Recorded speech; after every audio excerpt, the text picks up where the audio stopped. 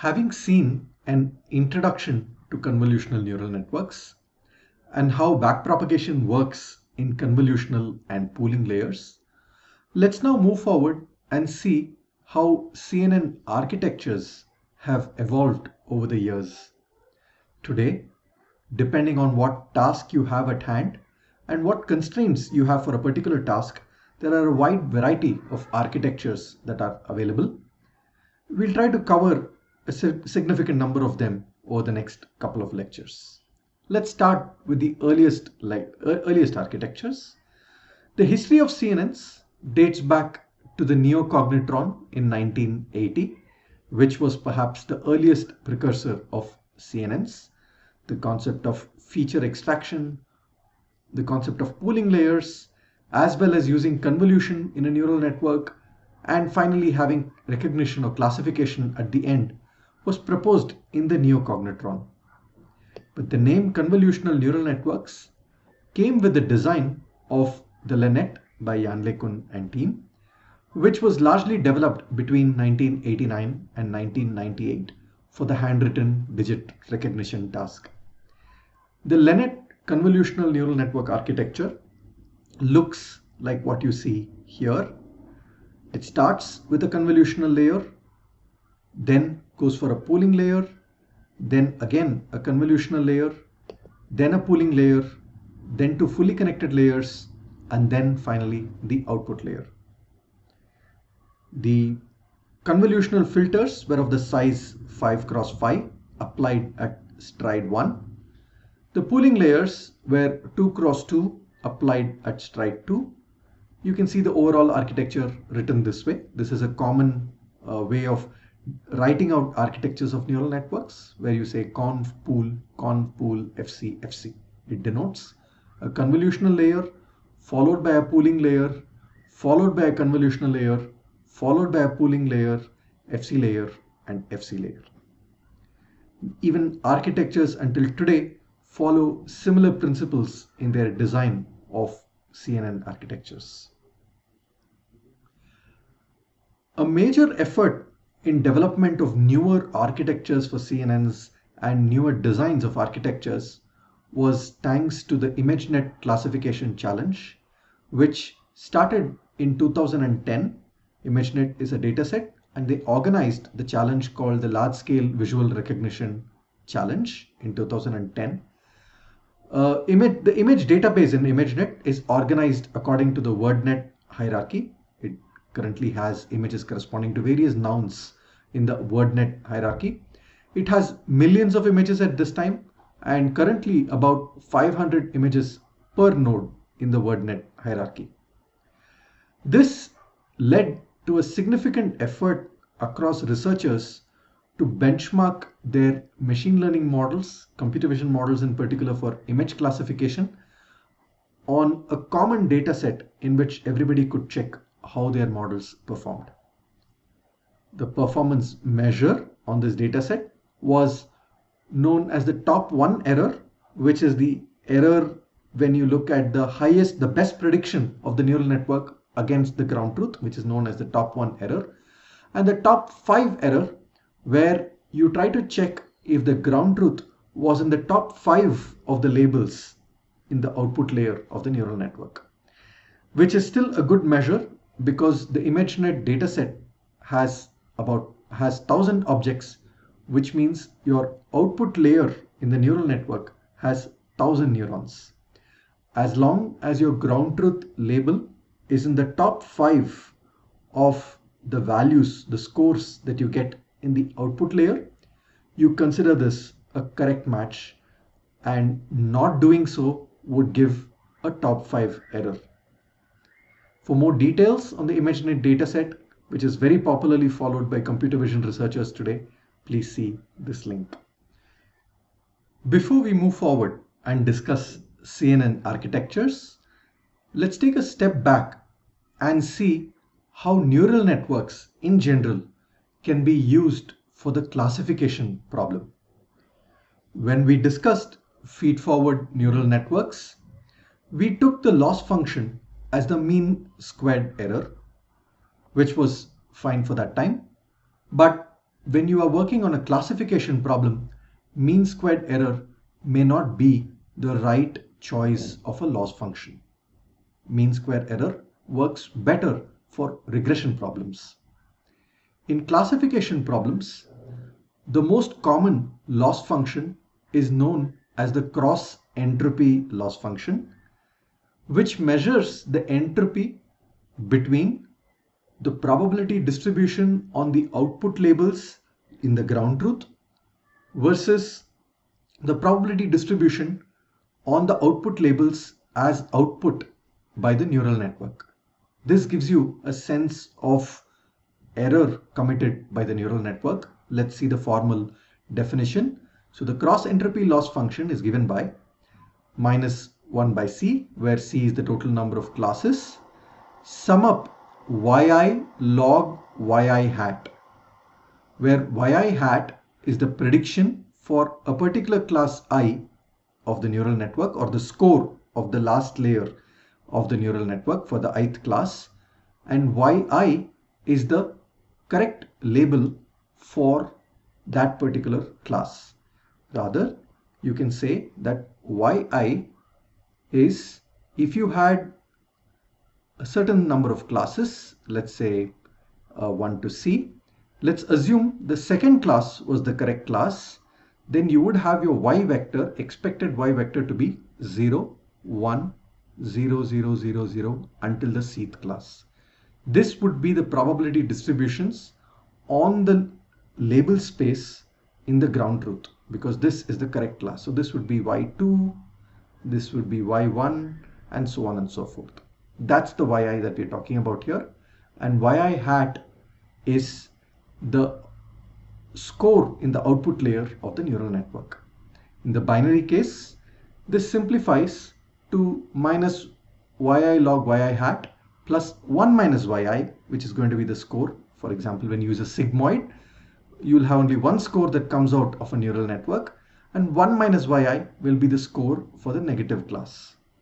So this is how cross entropy will simplify for a binary setting, binary classification setting. Now, if we introduce a new loss function, the first thing to check is it's differentiable. By looking at it, one can say that cross entropy is definitely differentiable. And then what are its gradients with respect to a weight in the last layer? Because once we get that, we can propagate it further through earlier layers, through whatever we have discussed so far.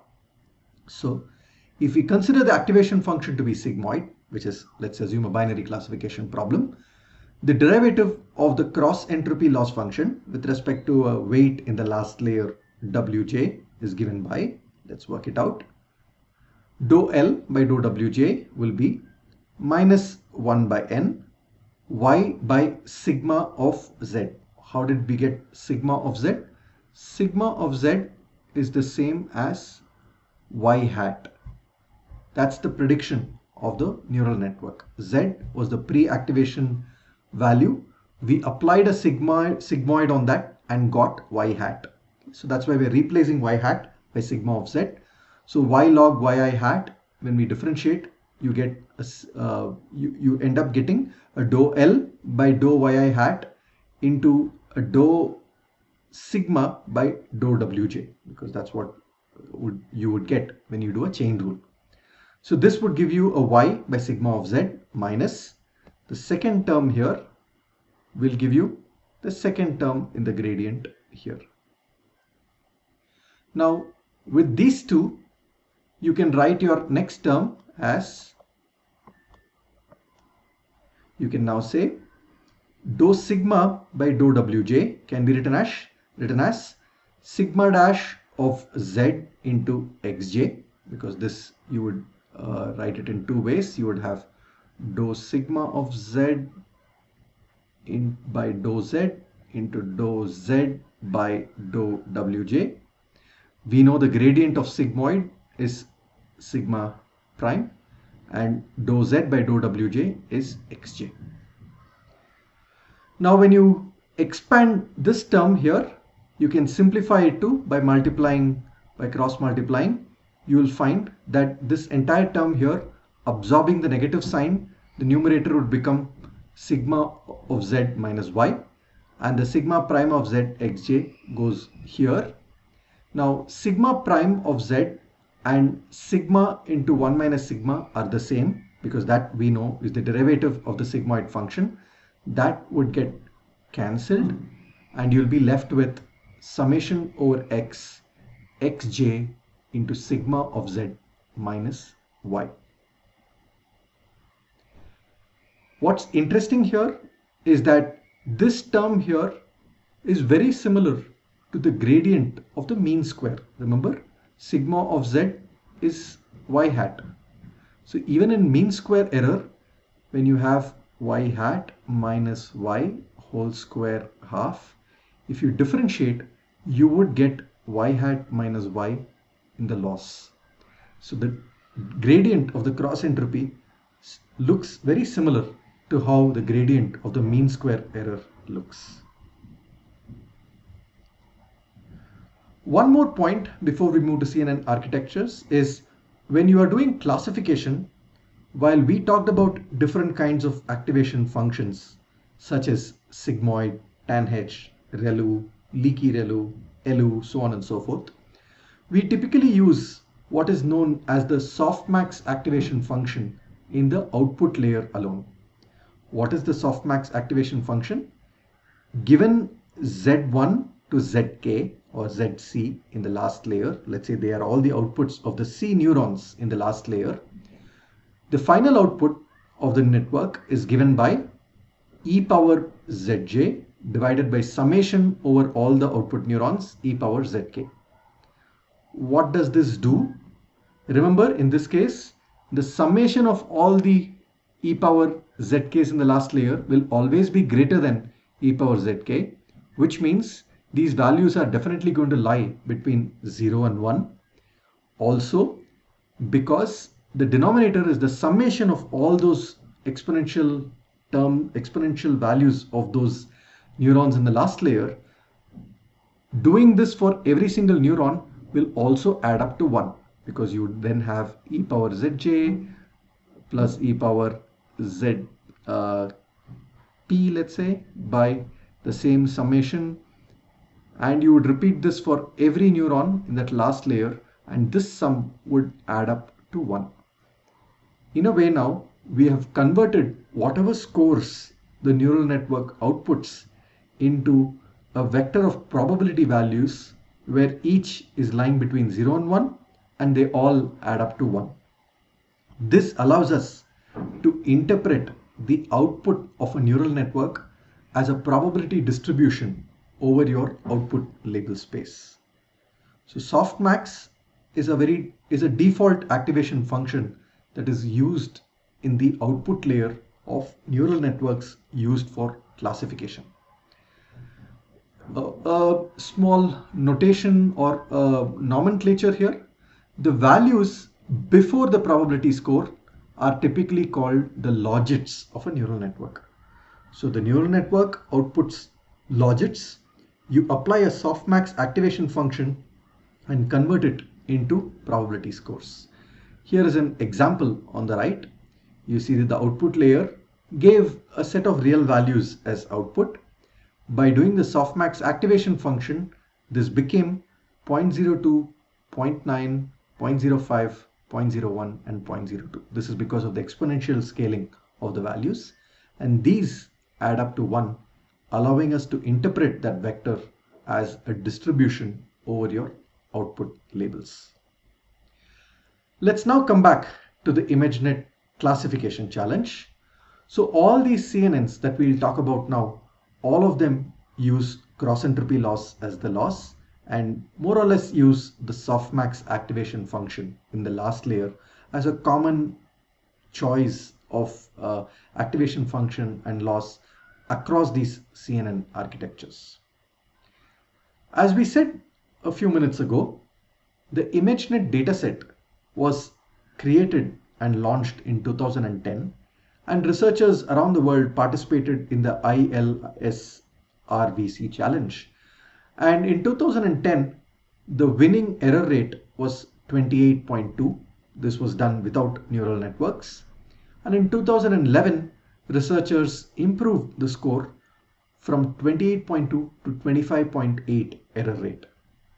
And in 2012, Alex Krzyzewski and Jeffrey Hinton came up with an CNN architecture popular to this day as AlexNet, which reduced the error from 25.8 to 16.4, which was a significant improvement at that time. So this was the first winner of the ImageNet challenge, which was based on a CNN. And since 2012, every year's challenge has been won by a CNN, significantly outperforming other shallow machine learning methods. So the traditional machine learning methods are often called shallow learning because you don't have deep learning over many layers. But this will become clearer to us in the next week's lectures when we try to understand what value the depth of the neural network brings to the architecture. Let's now start with the AlexNet's architecture and try to understand it. Here was the architecture of AlexNet.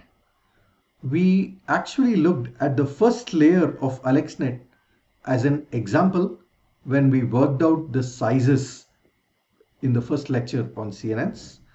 The input is a volume which is given by 224 cross 224 cross 3, which is the RGB channel. And the filter size was 11 cross 11, of course a depth of 3, which follows in all of these scenarios.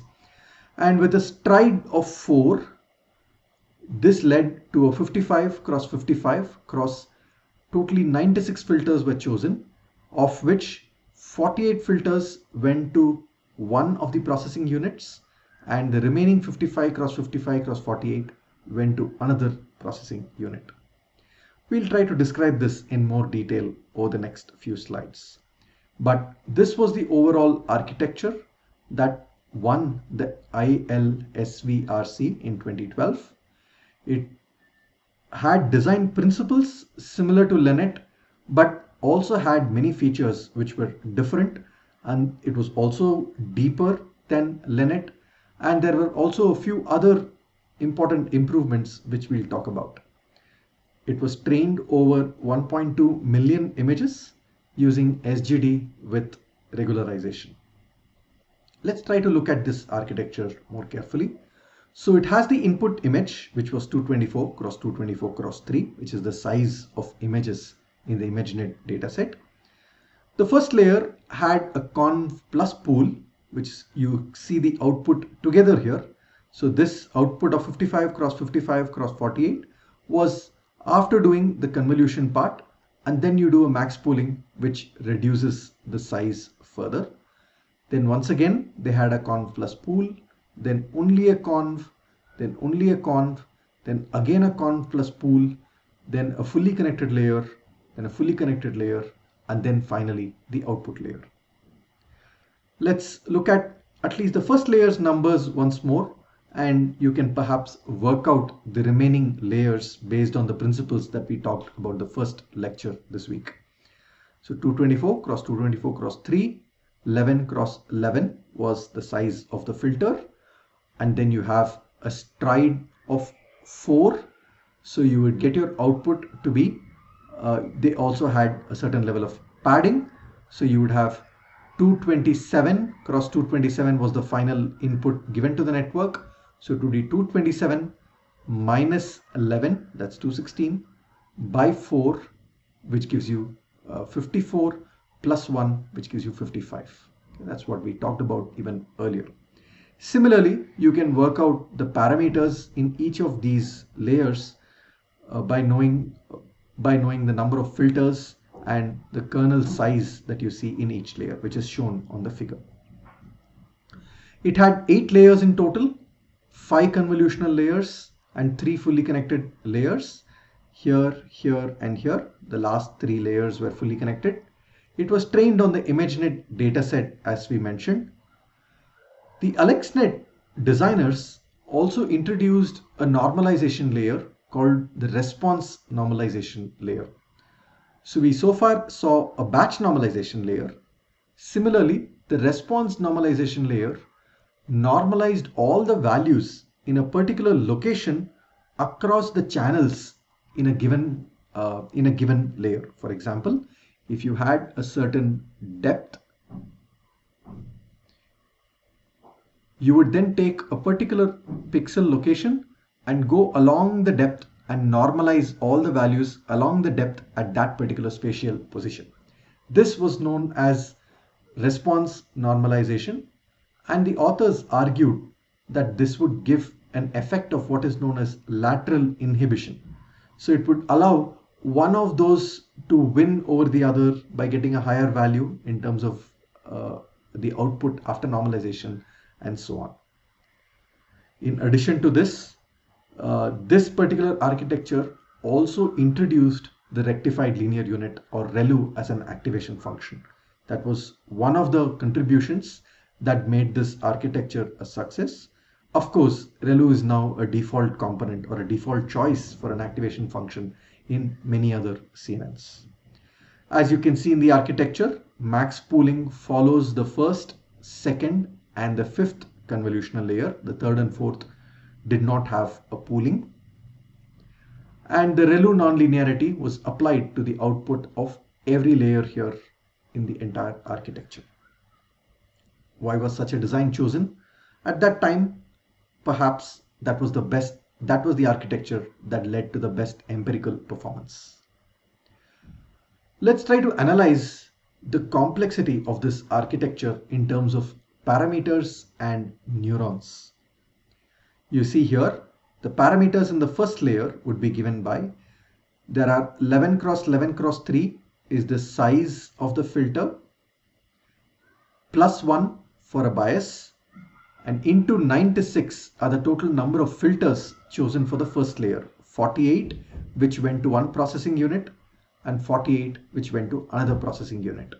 So the designers of this architecture tried to take advantage of two processors that they had, in particular two GPUs that they had, into which they simultaneously forked out these volumes into two different GPUs and then combined them in later layers. Where you see these cross inputs as dotted lines is when the output of one GPU was also fed to the other GPU, and so on and so forth. These cross links in the architecture should help you understand in which layers that was done. Coming back to the parameters. So the total number of parameters in the first layer was 11 into 11 into 3, size of the filter, plus 1 bias, into 96, the total number of filters, which roughly comes to about 35,000. On the other hand, the number of neurons are given by the size of the image itself, which is 55 cross 55 into 96, and that turns out to something like 253,440. Similarly, you can compute the numbers for the other layers. The second layer, the parameters turn out to be about 300k, and the neurons turn out to be about 186,000 and odd. Third layer, new parameters are 884k, number of neurons are 64,000. So you can see that the number of neurons is reducing because the size is reducing after applying pooling. By a neuron, we mean each pixel in a feature map in the next layer. That's what constitutes a neuron here.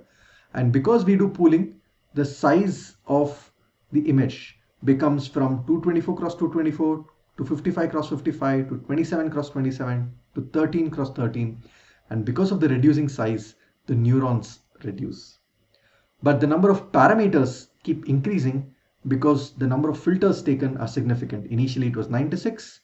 The next layer had 128 plus 128 filters, or totally 256 filters.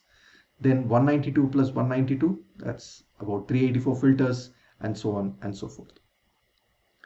You can see that as you go deeper, the number of parameters keeps increasing, the number of neurons decreases, until you go to the fully connected layers, where the number of parameters simply takes off and goes to the order of millions.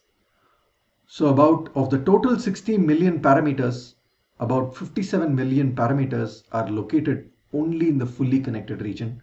And that should again go back and explain to you how efficient the convolutional and pooling layers are in terms of number of parameters.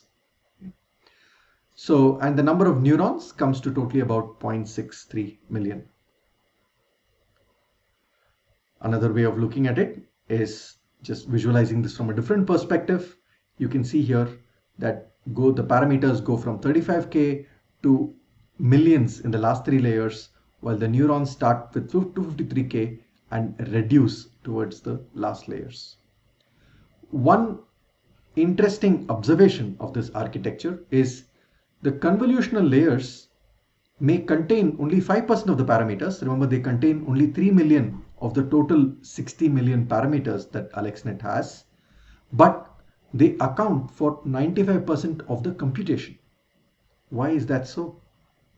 Although they have only 5% of the parameters, remember, in convolution, you have to take the same weight and keep placing it on every location in the original image and get the output. Although the weights are few, the number of computations is high in a convolutional layer. So 90 to 95% of computation sits in the convolutional layers, whereas 90 to 95% of the parameters lies in the fully connected layers. The AlexNet was trained with SGD, as I mentioned, on 2 NVIDIA GTX 580 3GP GPUs, and that's what allowed them to fork the feature maps into 2 different GPUs, and it took them about a week to train this architecture. Today it can be done in much lesser time thanks to improvement of GPUs, but at that time it took them a week to train this architecture.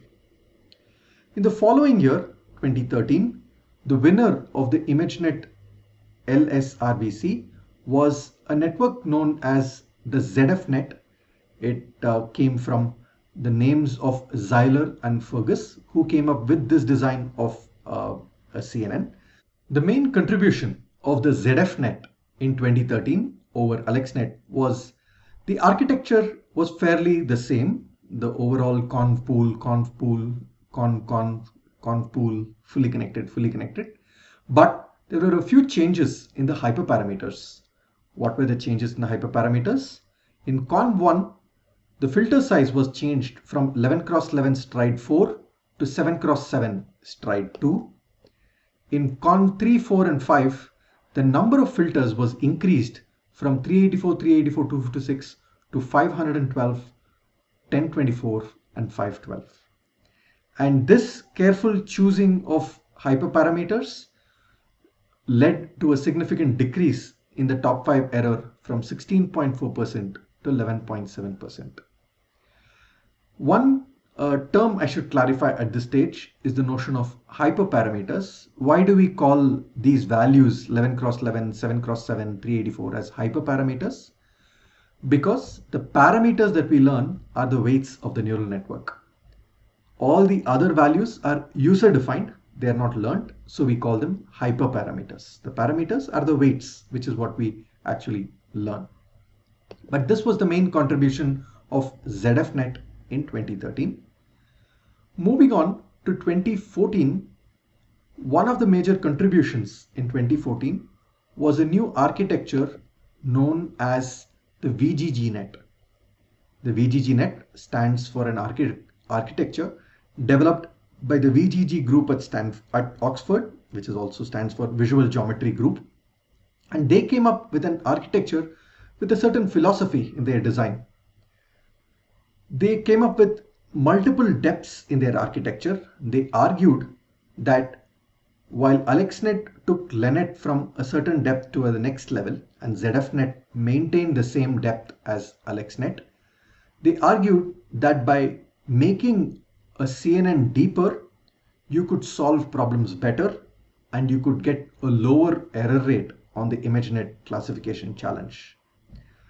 So the way they went about doing it is to take multiple architectures of different depths. So you can see here that the input is on top, the output is at the bottom in all of these architectures. You can see conv layers, max pool layers, conv layers, max pool layers, so on and so forth. And these 64, 128 denote the sizes that you have in these architectures. The interesting design philosophy that they had, so this architecture won the runner-up in the ImageNet challenge in 2014.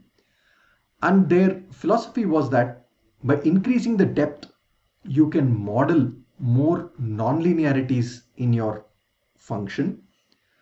And the key contribution was that depth is a critical component.